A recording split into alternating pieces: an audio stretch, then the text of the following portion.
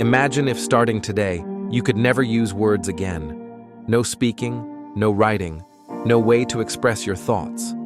How long before your mind itself begins to feel trapped? How would you describe happiness without the word for it? How would you set goals, define dreams, or even understand who you are? Now consider this. If words have the power to define your reality, then doesn't it follow that the words you use every day shape the world you live in?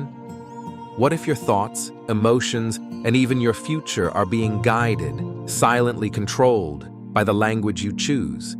This is not just a theory, it is a profound truth, backed by ancient wisdom and modern science. And in the next few minutes, we are going to dive deep into the hidden power of words.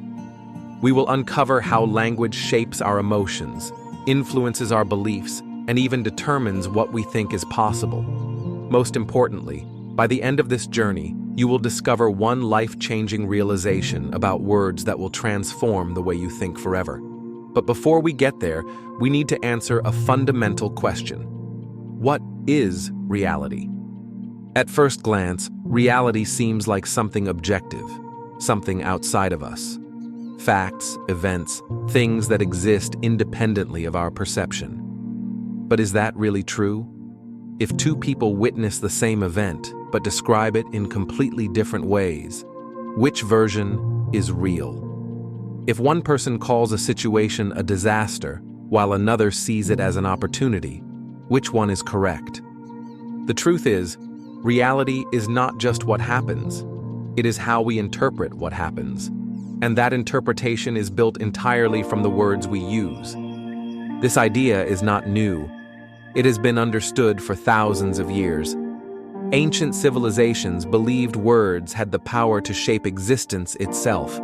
In many cultures, naming something was believed to give it power. The Bible says, "In the beginning was the Word," suggesting that words are not just a way to describe reality, but a force that creates it. In Egyptian mythology, knowing the secret name of a god or a person was said to grant control over them. And in many indigenous traditions, words are seen as sacred tools, capable of healing or destruction, depending on how they are spoken. But beyond philosophy and mythology, modern science has confirmed that language is more than just a tool for communication. It is a framework for perception. In the 20th century, linguist Benjamin Whorf introduced the concept of linguistic relativity, also known as the Sapir-Whorf hypothesis. This theory suggests that the language we speak directly shapes how we think and perceive the world. A striking example of this can be found in how different cultures describe colors. Some languages have multiple words for different shades of blue, while others have only one word to describe all shades of blue and green. As a result, speakers of those languages literally perceive colors differently. In other words, the words available to us define the boundaries of what we can see, think, and understand. Now, let's bring this concept down to a personal level, your everyday life. Have you ever noticed how changing just one word in a sentence can completely alter its meaning? Consider these two statements. I have to go to work. I get to go to work. One suggests an obligation, a burden. The other implies gratitude and opportunity. The only difference? A single word. Your inner dialogue, the words you use when you talk to yourself, shapes your mindset, emotions, and ultimately, your actions. If you constantly tell yourself, I am terrible at this, or I always fail, you reinforce a belief that limits you. But if you change your words, you change your beliefs.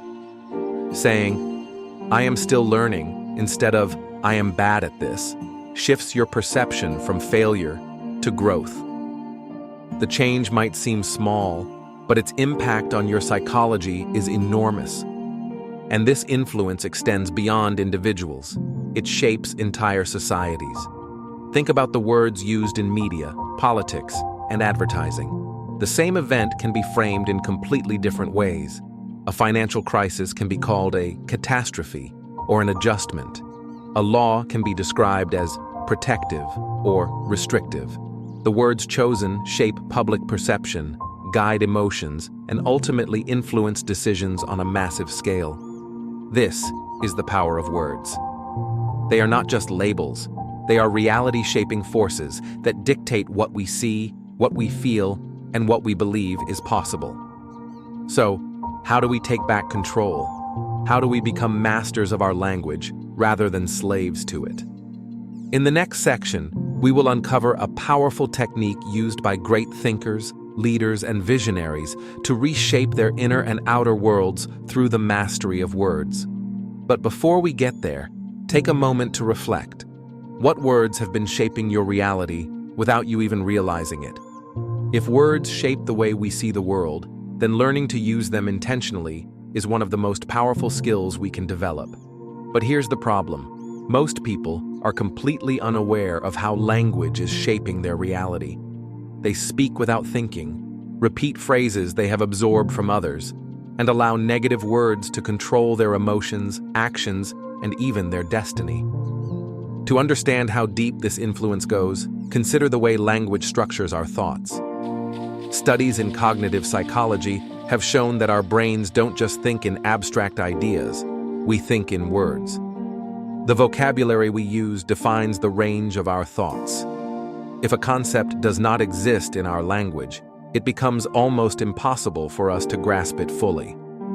This is why learning new words often leads to new insights and perspectives. George Orwell explored this idea in his novel 1984, where a totalitarian government controls the population by manipulating language. In the book, the government creates newspeak, a simplified language designed to eliminate words that could encourage independent thinking. The goal was simple. If people don't have the words to express rebellion, they won't even be able to conceive of it. This might seem like fiction, but the concept is very real. Throughout history, powerful institutions have used language to influence and control entire populations. Think about how this applies to your own life. The words you are exposed to daily, through news, social media, and conversations, are shaping your worldview in ways you might not even realize. When you constantly hear negative words, your brain begins to filter reality through that negativity. If you are told repeatedly that the world is dangerous, you will start to see danger everywhere. If you hear that success is only for the lucky or privileged, you might start to believe that no matter how hard you try, you will never succeed. But the reverse is also true. If you surround yourself with empowering language, your perspective shifts.